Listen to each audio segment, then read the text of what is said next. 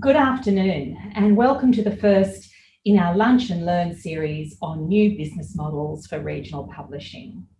I'm Louisa Graham, Chief Executive of the Walkley Foundation, and I'd like to first acknowledge the Gadigal people of the Eora Nation and their elders past and present, which is where we present from virtually today. The Walkley Foundation benchmarks the gold standard in journalism, encouraging excellence and best practice. And we have just announced the 2020 crop of Walkley winners. And this year's group are a testament to the power of a good story. Together, they delve into every aspect of Australian life, demonstrating determination, integrity, and the very best skills of storytelling across every medium. And our goal ABC, Mark Willesee, for his story, Killing Fields, was outstanding. And it came after a series of investigations in previous years, which together prompted the Barrett inquiry into war crimes in Afghanistan. And this has been one of the most significant stories of the year, and we're seeing the impact of this tremendous journalism right now. So I encourage you to visit our website, walkleys.com, to review all the winners. The Foundation's key objectives are to recognise great Australian journalism, support the elevation of the craft through professional development of the awards and the organisation. But we also aim to encourage both the media and the public in the cause of supporting ethical journalism in myriad ways. And this week's series, Spotlighting Community Regional Journalism, is just one such example. We've partnered with the Google News Initiative to bring you the results of this 9-month-long independent research study. We're looking at a new business model every day this week, and all of them specific to news publishing in regional areas. And of course, they're relevant to metro areas too. Metro publishers often use the techniques and tools we're about to share with you. However, due to thin resources or poor internet or other factors, regional and small publishers have sometimes been left behind, and that's why the Walkleys is paying special attention to them through this series. The research is called Project Kookaburra, started in March this year and has just wrapped up. 5 independent new publishers from across Australia agreed to take part in new business model experiments, and this week they are sharing their findings with you, along with the researchers who designed and conducted the program, Megan Brownlow and Simon Crerar. Megan is an independent consultant who specialises in the business side of the media and entertainment sector in Australia. And until last year, she was a partner at PricewaterhouseCoopers, running their national media and entertainment practice. And she left last year to live with her family in regional New South Wales and has now set up her own consulting firm. And Simon Crerar is also an independent consultant who specialises in the future of journalism. And he is the co-founder of PS Media, a new local media startup, and the former founding editor and general manager of BuzzFeed Australia. And Simon sat on the Walkley's judging board from 2017 to 2019. So there will be an opportunity for Q&A at the end, but we'll first hear from Megan and then Simon. Thank you. Well, the Walkleys on Friday night really did tell us something. The calibre of the winners that you've mentioned showed that the challenges of the news industry, it's not a problem with the product of journalism that is as good as it ever was. It's the economics, and that's why we wanted to look at the business models. So it's an issue of who pays for it now that advertisers and some readers have gone elsewhere. It's a business model problem, and that's what we wanted to look at with the Project Kookaburra. But we're not Robinson Crusoe here in Australia. It's a global problem.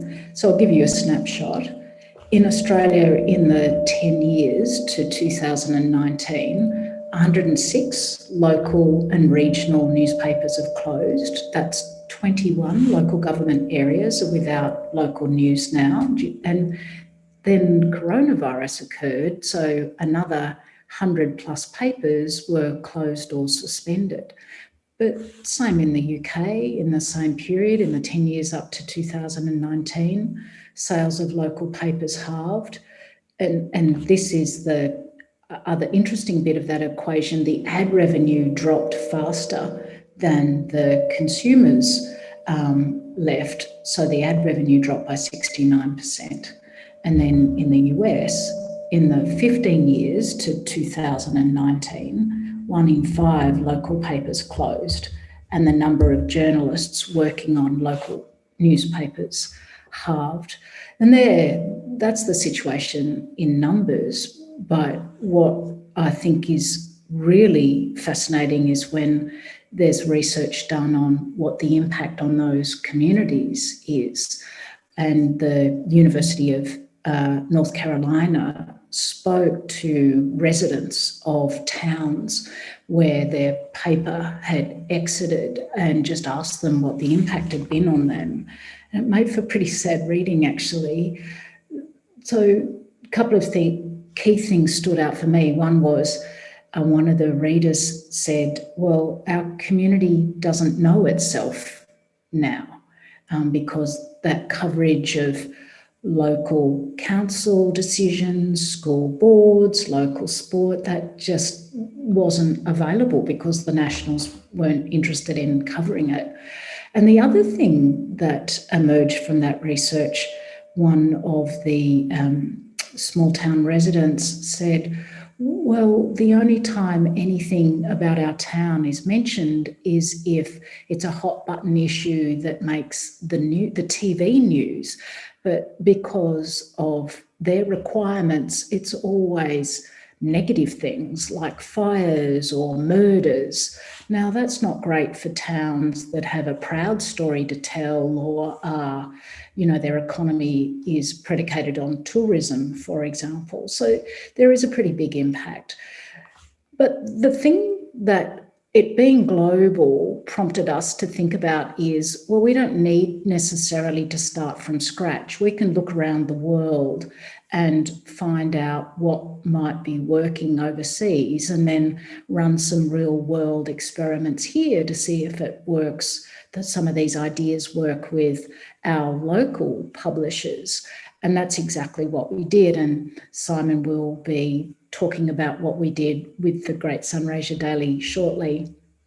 But I just wanted to really quickly talk about what we saw in an overall sense when we look around the world. So same problem with the economic impact on news publishing, but some major trends are emerging which are global. And the first one is that publishers are really focusing on running dual platforms. And that, put simply, is just having the paper and a good website.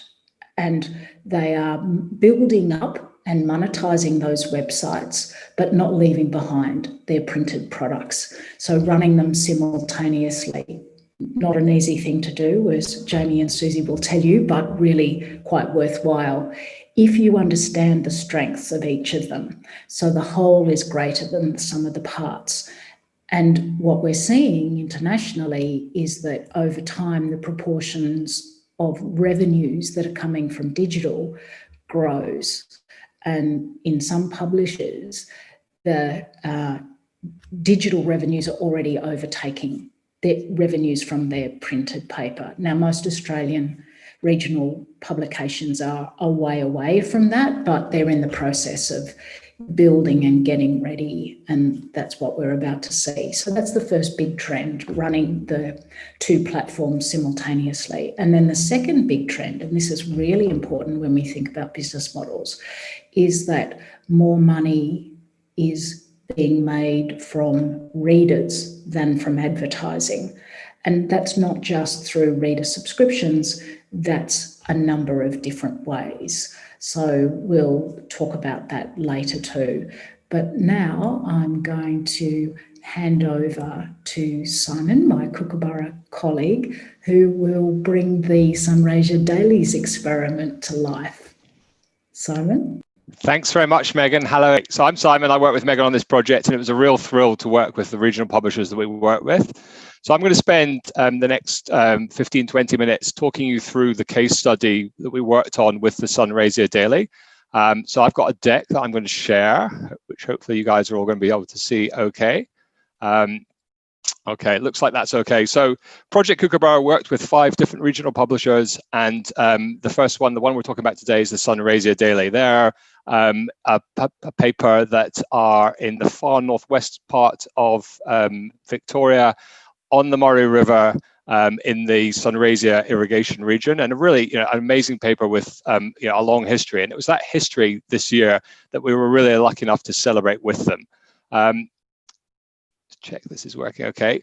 So we'd hoped this year with this project to be able to travel around Australia and visit our 5 publishers. We got to a couple, the one in New South Wales, and thankfully we had a little window between the kind of first Victorian lockdown and the second one, where Megan and I managed to get via Melbourne to Mildura and went to Sunraysia to visit the guys there. So the goal of the project with the Sunraysia Daily was basically to utilize this really kind of epochal moment in the history of the paper, their centenary, as a springboard for growth. And this is a picture of Mildura's Olympic pool when it opened back in the 1950s. So what we did with Sunraysia Daily, crucially, was really driven by Jamie and Susie, who you're going to meet shortly. Jamie is the managing director, and Susie is the kind of chief operating officer and everything but name. And what those two helped us do, we met them every week, was get everyone in the business on board with this project. That's the editorial team and the sales commercial team, all aspects of the business. And that was like really crucial for us. And I think really crucial for every experiment that we went forward with. We really leaned into the moment. So it was the centenary of the Sunraysia Daily. And it seemed that, as we were thinking about what project we would work on with them, that seemed really opportune. They'd had a tricky year, like many publishers, had to suspend publication at the start of the coronavirus spike in March and April. And so here was an opportunity to kind of lean into the centenary and really to kind of validate the kind of the value proposition that the paper has played for a century. And you'll see when we chat to Jamie and Susie shortly, they're in this beautiful boardroom where they're surrounded by archived copies of the Sunraysia Daily, 100 years worth of the paper there. And so we decided to deploy this amazing content, this rich archive that's there in the boardroom, to basically find and celebrate the kind of central role that the paper had played in a century to serve the community, to help it grow, to deal with the many challenges, world wars, epidemics, pandemics, and all the ups and downs, and really use that as a way of kind of just emphasizing the central role that the paper had played in the community for throughout that century, to create really kind of compelling digital content. And as you'll see, what we sought to do was really make this is a digitally driven project. This is about emphasizing, the centrality of the website to the paper, going forward through the next decade. It's crucial that publishers, who have been historically, very driven by their print products, make this transition as audiences have, increasingly migrating online. So we looked at taking that amazing content that was there to create really compelling digital content, and this is an example of that you'll see some more of as we go through this case study.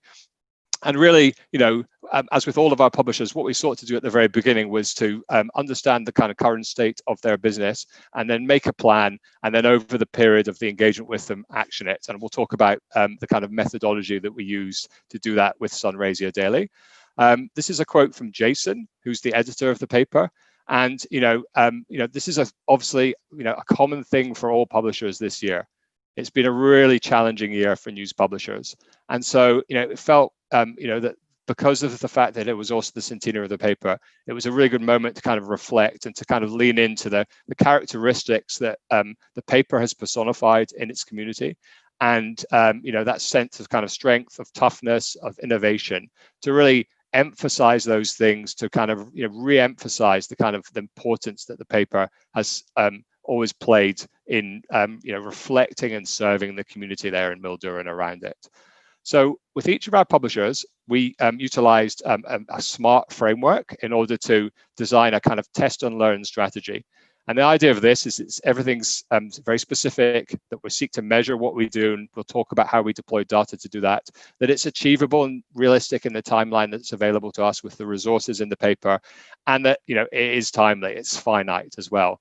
And obviously, this is a great opportunity for us to partner with the paper to really celebrate this moment. But really, beyond that, what we wanted to do, Megan and I, was to help the paper across the whole organization kind of gain insights, digital insights that would help, yes, make this a successful initiative, but really set them up to have a kind of language of how, in the post-coronavirus world, they can kind of drive forward with, a better ability to kind of understand the data that's powering them digitally, and also to have that data helping them commercially as well, to be able to kind of have a story to tell to advertisers as they grow and understand better their digital audience. So this was like the framework that we deployed, and it was really informed by this sense, which you'll hear from many, many people. This is a quote from Richard Gingras, who's the Vice President of News at Google, of this sense of publishers that do well on the internet test. They test and they test and they test.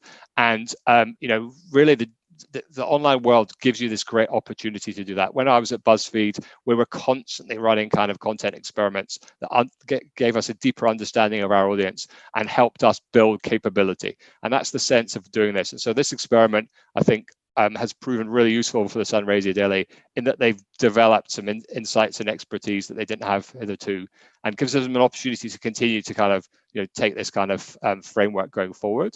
So specific, we looked at like what we're going to do, who within the organization was involved, when we were going to do it, and why was it important, why it sort of maps to what the business was trying to do.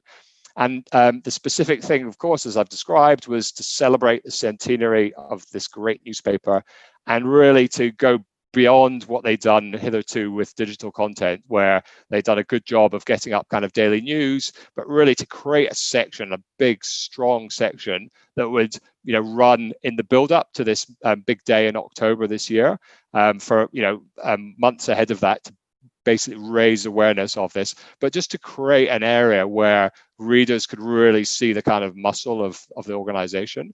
And so to drive readers who maybe hadn't yet spent time digitally with the Sunraysia Daily online to see this content, to realize the kind of, the richness of the premium content that was available there behind the Sunraysia Daily's paywall.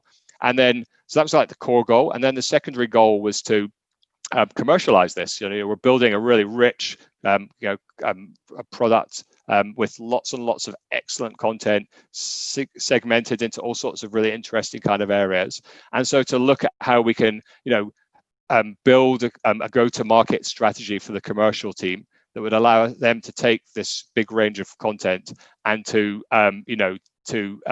try and sell it. And this was a big challenge, obviously, in this year where newspapers and the advertising market has been under immense pressure because of the pandemic. And as I said, Sunraysia Daily at the very beginning of the pandemic went from being a daily publication to pausing entirely, and then coming back just 1 day a week, and then 2 days, and now back to 3 days a week. So a big kind of challenge in the commercial environment, but this was a secondary goal as well. We obviously, and this is a core thing that everybody should be doing when they're running digital experiments, is to set and establish the metrics of which you'll be assessing what you do. So look at the very beginning of what you want to track, the audience or the sign-ups or whatever those metrics are, and have a sense of being able to understand after the the 3 weeks or 3 months or 6 months or whatever, what success looks like. And that's really, really important, that and a great opportunity to be able to tap into this data and use it to really kind of understand kind of where your business has gone over this period. So we looked at tracking the newsletter, which was a daily product that existed that we made some tweaks to through the period of the run up to the centenary. We looked at the websites, the number of people subscribing, visiting the website, engaging with the website, and also crucially becoming subscribers. And we worked on a report which we looked at, and each week when we met with Jamie and Susie, we analysed our progress on that, and we looked at the details and the data, and that gave us a sense of an important obsession with the data, to be able to measure our progress as we went, and to be able to look and see how well are we doing on this. Where were we at when we first started chatting in April? Where are we at in July? Where are we at in October? And how are we on this journey? And as you'll see with some of the results from this experiment, they've done amazingly well, the Sunraysia Daily, in a really short period of time. They only launched their new website in November last year. 12 months later, they've got this, really leaned into this opportunity, and they've, built a habit within their newsrooms and within their boardroom of really thinking about these metrics. And I think that, it sets them up really, really well for growth over the next decade. And I think, even if you're starting with no digital audience, if you begin to create content with a strategy and a plan, you can start to see, success really quite quickly. And I think that can be, exciting for the business, and also show that, in this environment, that publishers of every scale, wherever they are, whether they're in metros or in these examples in regional Australia, can actually, grow by coming up with smart digital strategies. We looked at what was needed to achieve this. So, what did we need to complete by when? Who within the resources available to us within the organization could do it? Does anybody need any specific training or technology assistance? Who's going to do what? And there was a group of people who came together to work on this project, with Jamie and Susie kind of taking the lead, but other people across, from Jason, the editor, to Greg, their sales lead, to other people. And we, as I said, we're lucky enough to go there. So we had a workshop with the guys, but also work to do additional training on different things as well. And that's really important. And particularly, in this year when some people were working on JobKeeper, and there wasn't necessarily the resource available that might have been if we'd done this a year ago. It was really important to actually say, well, what can we achieve with the resources we've got? And be mindful of the pressures that this year in particular that staff have been working under. So we worked with Jason, the editor, and Alan Murphy, who was a really experienced reporter at the Sunraysia Daily, who is really has been there for decades, really understands the business, understands the heritage and history, and he worked really hard to go through all those bound copies to find really compelling pieces of content that would be interesting and relevant to audiences now as well, to kind of what was life like 20, 30, 40, 70, 100 years ago. So worked on that content plan, and we started working on that in July, and ahead of the initial launch. And then worked with Susie on how we would distribute that content. So there's a number of things which I'll show about the different ways we share that content. And then worked with Greg and his sales team on kind of packaging it up. And then, what we wanted to do was make sure that it was aligned with the key business goals. So it was about driving the business forward, about ensuring it was a worthwhile use of team time. And that was really about, taking this particular experiment and looking at how it would help us really clearly define, both for readers, the value of online at Sunraysia Daily, but also for advertisers as well, so that they could see the kind of value there, to show that paper was relevant now in 2020 and beyond, and to basically back that up, that relevancy, with compelling data, and allowing them to kind of compete in the post-COVID world with that enhanced capability. And lastly was like the timeline. So what do we need to get done by when? And the beauty of this experiment, I think from our publisher's perspective, maybe was that it was finite. And I think that anyway, when you're doing within organizations, doing something fast and doing it over a period of 3 months, or that kind of length, is really good. You can get stuff done in that time period. You might have to go above and beyond a little bit by the day to day, but you can learn lessons just within that kind of period. And I think that being timely is important. Not saying, oh, we're going to do it over a year, but going quite fast. So we worked on these content plans and the sales plans in July. We got the site launched July 16th. We certainly worked over the next 3 months to increase the content tempo, and we worked successfully to secure some commercial partners. Greg and the sales team managed to secure some commercial partners, which was fabulous. So briefly, the results of this project. The idea, as you remember, was that we would use this centenary moment as a springboard for growth for the organization. And we worked on this really compelling content, huge array of this content designed to tell Sunraysia's stories. If you go and look at the site on the Sunraysia Daily website, there's this huge range of celebrating the stories that shape the region, some of the mysteries of the river, which are really interesting, the fury of the weather occasionally there, like everywhere else in Australia. Individuals within the community who made really vital vital contributions to the growth of Sunraysia. As a POM, I was interested in the royal visits there, and the thing that did the work most, and anybody who's ever had access to newspaper analytics wouldn't be surprised to know that kind of murder and mayhem still was a huge driver. People are very curious about axe murderers and all those kind of things as well, and big events like this big fire. And then, what we sought to do was to utilize, obviously, the paper to promote this, but social media as well, and EDMs, where we had EDMs going out every day, telling the story and driving people to this content. And it was across platforms. So, like I said, Your 100 Years is this really rich content destination where it's beautiful and vibrant and amazingly well branded across the website. This surfaces all this content, and what I love about this is this is content that is of the moment this year, but it's really like a rich resource going forward as well that the paper can refer back to and that they can continue to reference back to, because they've celebrated their centenary in such a compelling way. But it's there's another 100 years hopefully ahead of the paper going forward. And then in print, they also published beautifully at the end of this in October this fabulous 120-page commemorative guide, which really took all that content. So you can create digital content and put it back into print as well. We've seen this around the world. The New York Times have become experts at this. The Times of London at creating digital content that also goes online as well, so goes in print as well. So cross-platform content.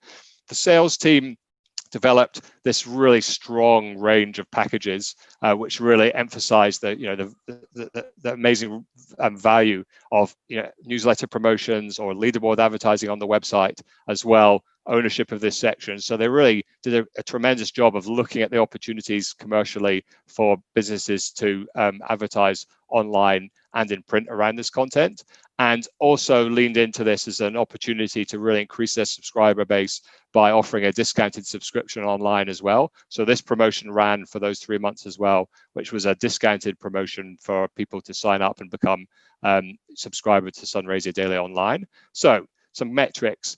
They saw 66% growth in digital subscribers over the 6-month period, which was just incredible, really amazing.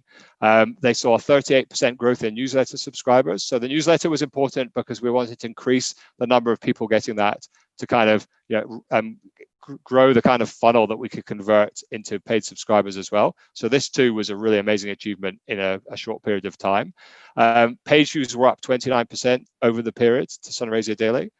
Which was really awesome as well, and particularly that they'd seen big spikes at the start of the period, of course, with the intensity of people wanting to know what was going on with the coronavirus. But in a time when unfortunately Melbourne was in its second lockdown for the vast majority of this, the page views continued to stay strong, which was really great. And then Facebook fans, where they were also promoting the content, grew as well. Key results, just to summarize, were that there was 100 stories published online, Facebook, and eventually in print, and this commemorative edition. So really kind of rich content cross-platform result.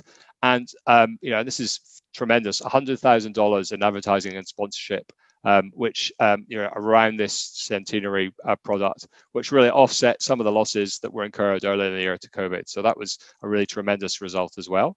And then, as part of the conversations that we had, a commitment from the Sunraysia Daily that going forward, all advertising packages should include the website as well. And this is crucial, just to have the website really thought of as, as a premium product that you can be selling, and not like an add-on. Oh, we'll just kind of stick it on the web. It's like the audience is, growing and are really, already there's a big digital audience there. Now that the paper is understanding them more, great story now to tell to commercial partners as well about what they can do to reach this audience digitally as well. And I really love this. This is from Jamie, the director at the Sunraysia Daily, who you're going to hear from very shortly. Very proud day for him when the paper published its centenary, and it was live online. With this rich history. This is a family-owned business where generations have worked there, and I know this is many regional papers have this long tradition as well. So this sense of passing the baton on into this digital world was really exciting as well. So I think a key piece of advice, and we're going to have a different one of these each day if you're joining the calls every day, was what they did really brilliant at Sunraysia Daily was obsess about the user experience here. So they really thought about how the audience was engaging with this content. They really worked hard to ensure that people could navigate around it, and so that people could find it. It was really well signposted, the different sections. It was well linked, so if people wanted to go deeper, they could find more of the type of content. And it was really, designed to be accessible. So they worked really hard, as all publishers should, when so many of your views are, to be working on mobile, to make sure that the content worked really, really well on mobile. And if you get it up now and look on your phones, you'll see that it displays really beautifully. So this is understanding and looking at through the lens of your audience is really, really important. And they did a really brilliant job of really thinking about that. So that's the case study. There's more, as you'll hear, online, and now there's an opportunity to hear a little bit more about from Megan about how you can apply Project Kookaburra to your masthead or outlet.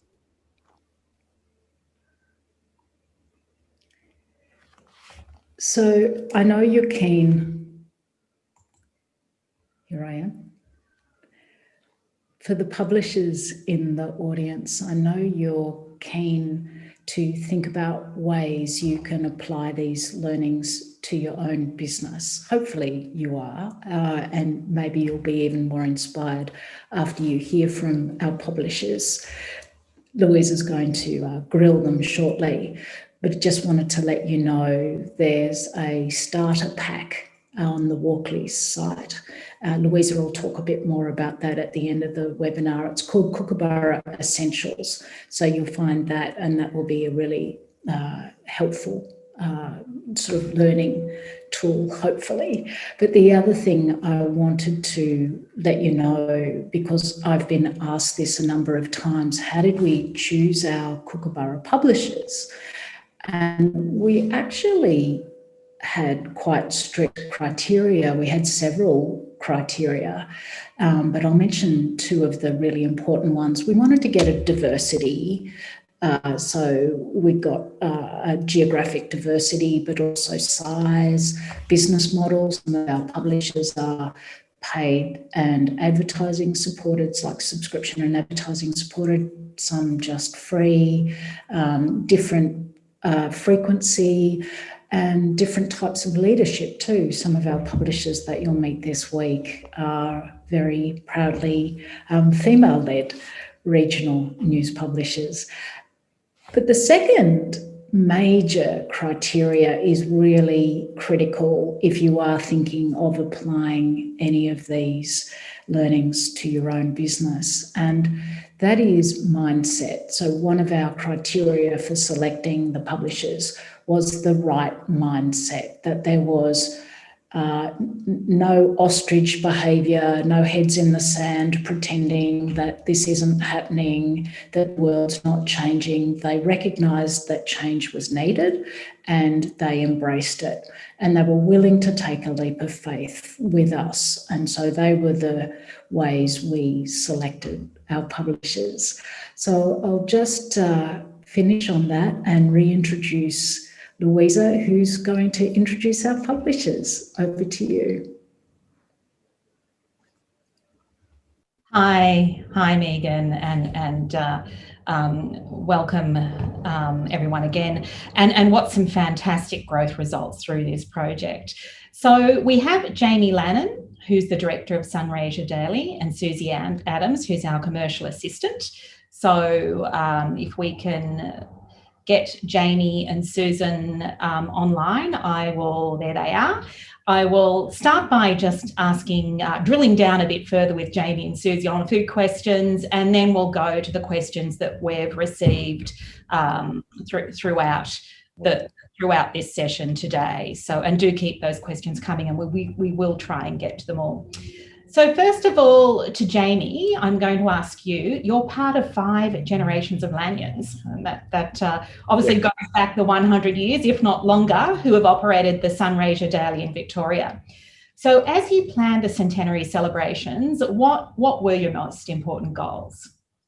Look, obviously a Centenary you know it's coming. 100 years is a very special thing to celebrate. But and we've been planning our centenary for quite a while. We planned street parties, we planned concerts and all that sort of stuff. And then in March, like everyone else, our world changed. We got to the situation where advertising revenue dropped alarmingly and really, really quickly. And there was no sort of light at the end of the tunnel. So we, like a lot of people, had to shut down for a brief period. Luckily, with the federal government coming on board with JobKeeper, we actually, the day after we shut down, luckily we've got really loyal staff and really hardworking staff, we actually got back and got our Saturday edition out the next week, which was a massive effort. So we've actually never missed a Saturday edition. But what that did do was we never thought we were going to get to 100 years there for a while. So what it did do was taught us that the community, one, we're a big part of it. They needed us. The cry when we were shutting down was it was heartfelt because they realised they're going to lose their local voice. So our big thing for the centenary was how do we re-engage and how do we, with the community, how do we build their trust back up again? How do we bring them back on board and let them know we're still here for them? We're still going to be there on an online basis, but also in print as well.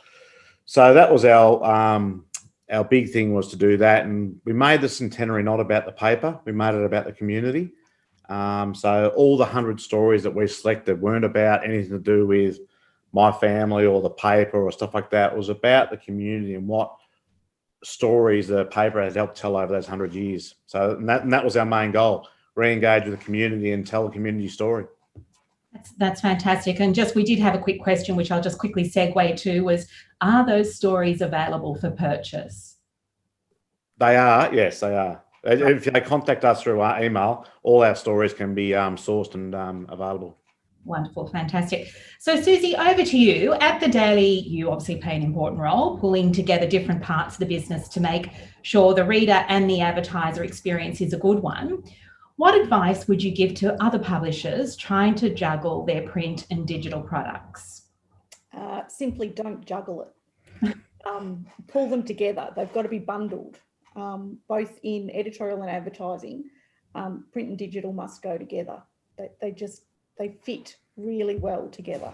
Our readers need to know that they've got up-to-date content on our website, that's easily accessible. They can keep informed at a glance, but then we have the printed product that they can read at their leisure when they feel fit. All of our advertising packages now include a digital component. We did this when we were selling our Centenary feature. We bundled our digital and our print product. So we had leaderboards running on our Your 100 Years section of our website, and we offered homepage takeovers for everybody who jumped on board as a sponsor of our Centenary. We published a 121-page feature, which had the 100 stories, and we're also going to print the hardcover version of that as a keepsake. The advertising was split 50-50, 50 for print, 50 for digital, which helped increase our digital sales, obviously. When you bundle your advertising and you have your print and your digital, it gives you that analytical story. It gives you the information to be able to sell your digital product a bit better. So just bundle it. Yeah, great. It may seem obvious, but obviously in practice it really, really works. So that's fantastic. Now, Jamie, a big part of the Kookaburra project is learning to use the data that's come out of your digital activities. What data did you find most useful, and how do you share it with your teams? Well, it's funny. That was one of our big things coming into this project was what data do you use? How do we sell it, and how do we commercialize it? And we've discovered there's you need data for your editorial stuff, and then separate data then for your advertising stuff. For advertising, they're mainly page views, so they can go to their commercial sales and say, okay, online we're getting 400,000 page views a month. Here we go. This is what we can sell. We'll sell you space on that. Where for the editorial team, And that then leads to subscriptions. They're more interested in the subscription data, how our subscribers are going and stuff like that. So, and that then's led by quality stories, online content, regularity of the online content. So there's two different data sort of streams that we're looking at. And yeah, at the moment we're sort of giving that information on a monthly basis. Once we've refined it and got exactly what one will be out on a weekly basis to all staff. Great. So Susie, you've been very involved in promoting Daily Centenary special content from the archives. What online tools do you use to let readers and advertisers know about it? And are you happy with how that's worked? And that's sort of drawing upon your newsletters and Facebook. So would you like to tell us a little bit more about that? Yeah, so we commenced publishing the Your 100 Years stories in August. We did one a day. And we actually had them not behind the paywall for the first 6 weeks. And that gave us excellent traffic. So after 6 weeks, we then started putting the articles behind the paywall, which decreased our traffic, but increased our subscription offers. So we're in the process now that we put the articles up behind the paywall, and then after 2 weeks, we click them over to be free. So people with a subscription get first option on them, and then it's open for anybody to read. We publicised each article on our daily newsletter. We also did Facebook posts to prompt people to go back to our Your 100 Years section, read the stories and hopefully look at a couple more stories while they were there. We did general branding of our centenary also on our newsletter each day.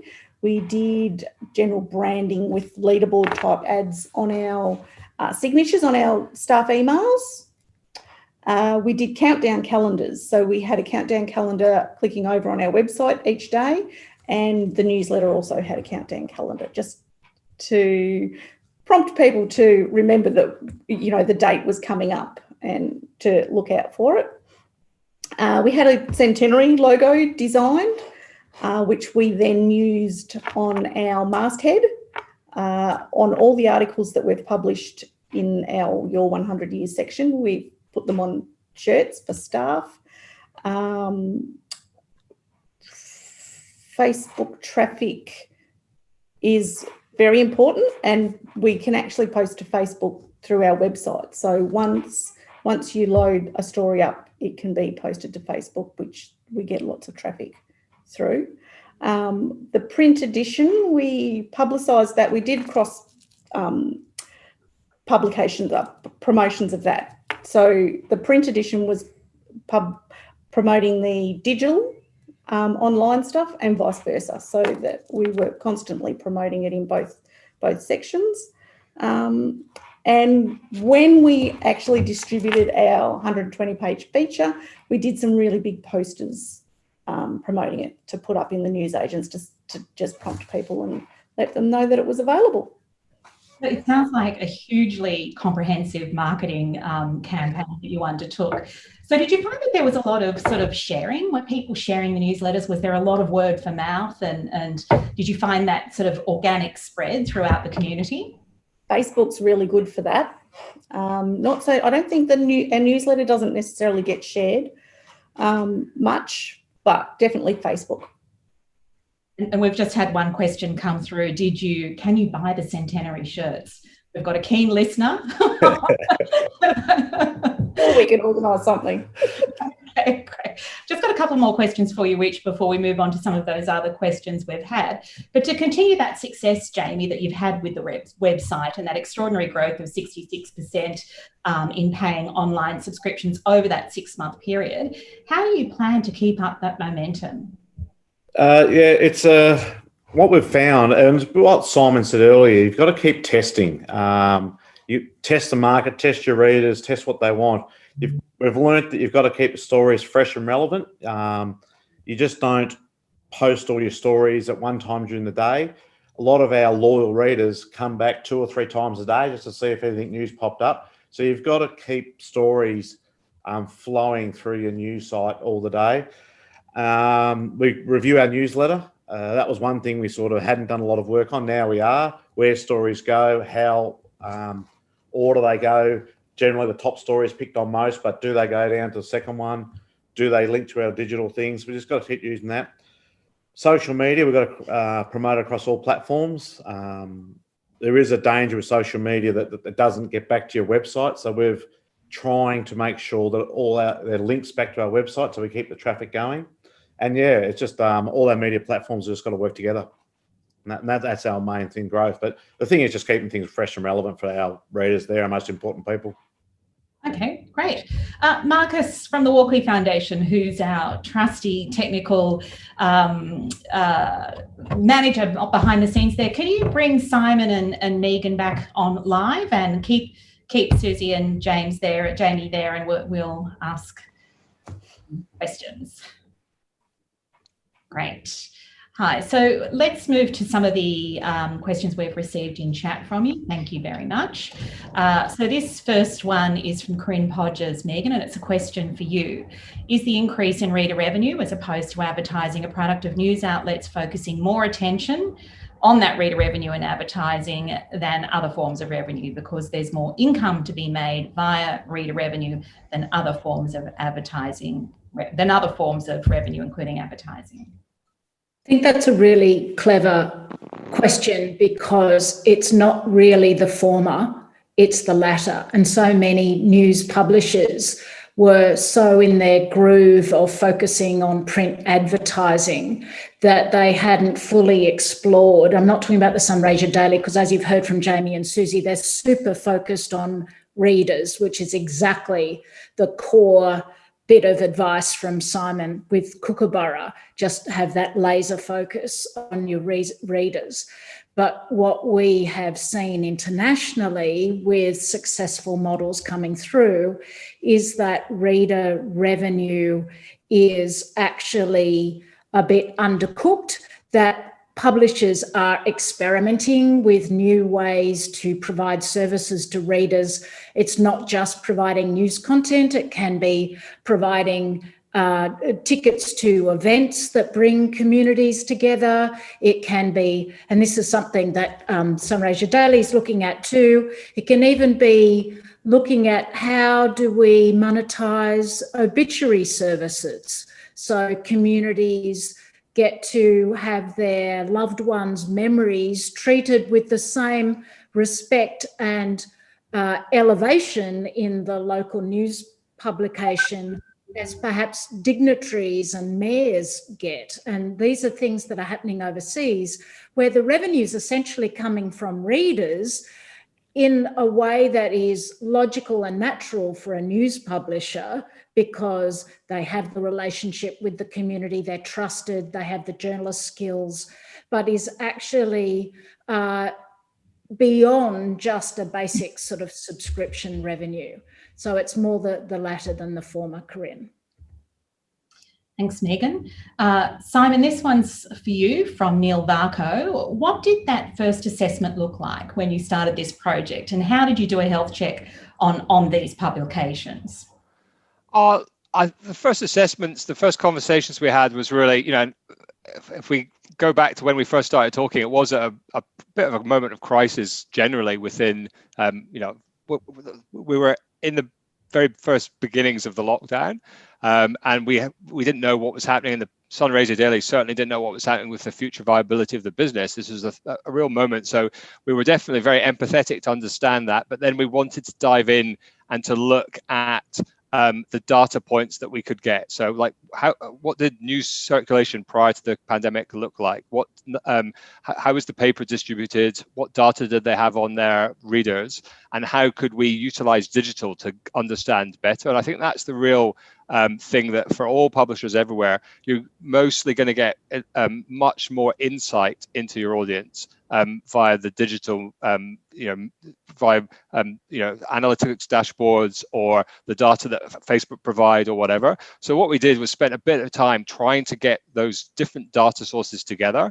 We deployed a tool called Dash This, and we used to try to pull in all the different audiences that the Sunraysia Daily had in different places to get a sense of what the overall picture looked like. And that was important for this project because we wanted to be able to measure, like I said, what happened over the period that we worked there. And I think that process of really trying to make sure that we tracked where all the different audiences were was really, really crucial. So that was really important, and that I think gave us the kind of the sense of, okay, so we know where we're at now in April or May or July or whenever when we started, and we've got a clear sense of what growth looks like, whether it's the newsletter or whether it's visits to the website or the Facebook. So yeah, there was a bit of work to do that actually, and I think that for most publishers this is all coming in different ways, and it's just about building that sense of kind of being able to say, here's a moment in time. And now, and Jamie has really jumped in actually, and he's a bit of a numbers nerd anyway, so he's managed to really look at this, and I think when you see it on a graph,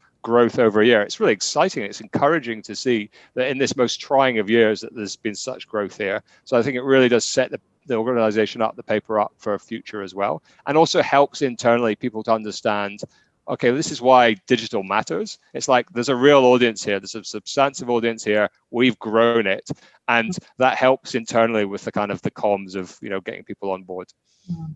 But so how do you counter those? Because community regional areas can often be made up of older audiences who prefer physical papers. So how do you counter that? Or how did you counter that? And why should publishers spend time, building their sites digitally? I'll jump in there. I think we are at a point now where we have no choice but to do both. And I know that's tough, a stretch on resources. We all have to be ambidextrous and juggle. But the market is telling us that we have to now provide a digital version of both our marketing services, our advertising services, and our news services. And when we look at, for example, the overall picture of money for the news industry in Australia, we saw the PwC Outlook forecasts released last week. Print advertising is forecast to drop on average 14% per year for the next 5 years. So in the period to 2020 to 2024, the compound annual growth rate is actually a decline of 14% on average each year. So I don't think there's really much choice, because if we look at, by contrast, the forecast growth for digital subscriptions, that's a positive 6% increase each year. So looking at where, we're just going to fish where the fish are. And even though there are older audiences sometimes in the country and they do prefer a paper product and we have to serve those audiences, it's about managing both simultaneously in the way that the Sunraysia Daily has done. Okay, great. Well, by the way, Jamie and Susie, congratulations on Borders Open. I think it's such a relief to everyone. And Prue Clark is asking, she's interested to know what you would have done differently, or what you would have done that you didn't have the capacity to do in this climate. What do you think, Jamie? Yeah, look, differently. We've obviously, with the climate and with on JobKeeper and stuff like that, we were massively under-resourced. I know Susie put in many hours along with our editorial staff and stuff like that. If things were to improve, we probably would put more resources into the online aspect of the publication. And that's always going to be a challenge, is the pool of resources in any newspaper. You're sort of juggling hats, and that's one thing we've got to we're learning to be, is be more diverse in what jobs we do. Mm-hmm. Right. I've got a question here from Neil Varco to all panelists. Oh, sorry, to Susie and James. You spoke about an integrated approach in editorial. Is the editor responsible for print and digital? And do you value both equally? Yes. Yes. No, he's responsible for all our journalist staff. Yep. He will let our online, we don't have an online editor, but we have a person that posts online. That's one of the resources I was talking about. and he will let them know what stories he would like and what ought to be published during the day. And essentially all the stories are published are then, as you mentioned earlier about the older reader, are then essentially summarised in our print product on the Friday, Wednesday or Saturday editions. So he's got full responsibility of what goes up online and what stays in the print, and they all sort of morph together, which is, as Megan was saying, is the way of the future. You've got to consolidate both products and just make them work together. I've got a question here from John Burgeon, who manages the Google News Initiative training for the Walkley Foundation. He asks, what kind of user-level data was identified to use in a strategy to keep readers and subscribers coming back? Do you have any detail on that? Might be a good one for you, Simon. So user-level data. Sorry, Yeah. can you say again, Louisa? What kind of user-level data, it's a tech question, Simon, was identified to use in a strategy to keep the readers and subscribers coming back? Yeah, so what we wanted to do is actually begin that sense of understanding that, digitally you can actually have an understanding of that unique audience and what they do, and how many times that they are engaging with the newsletter and opening it, and getting that sense of being able to, looking at, as Susie mentioned, getting people to come once, but then moving around, spending some time within the Centenary product and their visit time, like how many articles did they get? And that was part of, making sure that the content was clearly signposted and easy to find. And as Jamie said, we worked to really look at the way the content was moved. We moved it around. We experimented within the experiment about where we placed like the Centenary promotion within the newsletter and judged that. So it's really looking at like when you make a change, how does that change be reflected in engagement? If it goes down, maybe go back to the way it was or try something different. If it goes up, that's a good change. So it was that sense of really looking at, once you've really understanding, what a content change or a navigation or technology change can do, how you can pull that lever, and then that can actually have a beneficial effect on the audience, on that. So it's really about getting down granularly in the detail and looking at how that worked, which was really good. Like the skill set, it felt that capability of understanding the conversations, when it was all quite muddy in the beginning, we kind of got to a place where we've got some clarity now on these kind of core metrics that are important going forward, which I think it puts the paper in a really good stead, in the years to come. Okay, great. Well, look, I think we're hurtling towards 2 o'clock, so that's probably all we've got time for today. So I want to particularly thank you, Jamie and Susie from Sunraysia Daily, for sharing all your learnings and hearing about your special event, the Centenary, and how it's deepened relationships with readers and advertisers, and it sounds like an awesome project. And that great big red book there in front of them is that 100 years of history that they've bound together, and I believe they've digitised 100 articles as well, which is fantastic. So you can read a summary of the Sunraysia Daily's experiment on our website, walkleys.com. It's under Valuing Journalism Community Regional, and we've just shared that link with you. And you'll also find the Kookaburra Essentials Pack there, which shows you how to conduct a similar pilot yourself. So thanks again to Megan and Simon, and we'll be back tomorrow as part of that Lunch and Learn series with Megan and Simon. And once again, Susie and Jamie, enjoy your freedom. Thank you. Borders are open. So I hope some more good stories on the horizon. And good afternoon, everyone. Thanks, Louisa. Thanks, everyone. Bye.